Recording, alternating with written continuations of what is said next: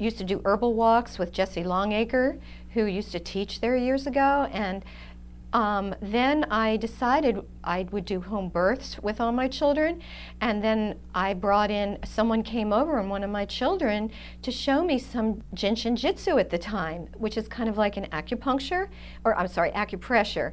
And we did, she did that on me to give me energy, and I was so impressed that I wanted to learn it myself. So that was back in 1979. So it sounds to me at that time you had 4 children. I had 2 at that time. You had 2 at that time. Yeah. How were you able to study? How were you able to go back to school and do some of the things that you have done in order to accomplish this goal of being an alternative healer? Well, I did it in between nursing and working, and I was very multitasked in those days.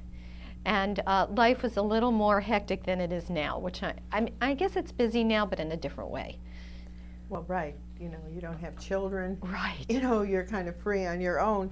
Well, tell me, what were some of the basic styles you got into as far as alternative healing, and can you give some examples, maybe 1 or 2 examples? Examples of different people? Yeah, or? Different practices. Oh, sure. Well, back in '79, I took Jinshin Jitsu classes, and I did that for 10 years, and I also did private tutorials for 20 years with one of the first people in Jinshin Jitsu. And that is, like I said, an acupressure similar, and it actually saved my life a couple of times. I raised my children without allopathic medicine, and I used Jinshin, homeopathy, and herbs. And so, you know, they didn't have penicillin. I didn't vaccinate them. You know, I was quite alternative, but I did a lot of research into it before I made those decisions. You know, I'm just curious.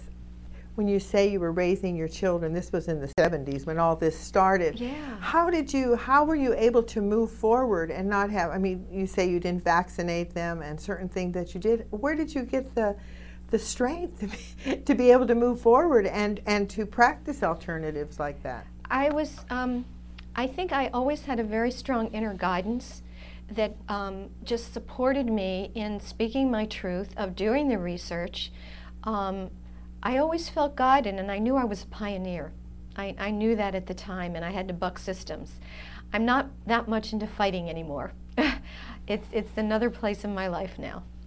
Well, it sounds like, I just want to kind of bring it together a little bit. It sounds like you had a certain inner strength, and you said, look, I feel this is right, and maybe other people may disagree with it, but I'm going to move forward on it. And I just want to acknowledge that, because I know how difficult that is, you know, even in today's world. Yeah. You know, the purpose of our show here, and I'm going to flash the name of the show so everybody can see that we're watching Women's Spaces, and I'm your host, Elaine Holtz. You know, I know how difficult it was way back. I mean, I remember when I was recycling, people actually called me a weirdo. You know, what are you saving all that trash for? You know, and then trying to take it into different centers. And I know how much pressure. How did you overcome that pressure? I'm really curious about that.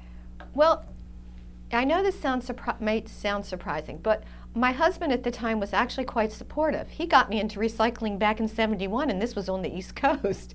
But he was supportive of the alternatives that I did, and he was a teacher. So he supported me in even teaching this stuff. He showed me how to do it. Well, you know, that's one thing I say in this show. Oftentimes people, they say, well, it's only for women. And I want to, you know, it's not just for women. It's called Women's Spaces, and I am interviewing women only. But every once in a while I acknowledge a male that does something really top of the line. And I think your husband accomplished that by supporting you, because a lot of people don't support, especially back then. We're talking in the 70s and the 80s when everything was so new. Now it looks like, to bring you up a little bit into the present here, what you were telling me is that you got into the Theta healing work. Can you give us some example or explain exactly what that means? Yeah, back in '97 or '98, I was writing a book, and one of my writers called me, because it was a compilation book. One of my writers called me and said, hey, there's this medical intuitive. She helps to make you younger. She does something called a DNA activation. And I'm like, really? Where? Sign me up. Anything to make me look younger.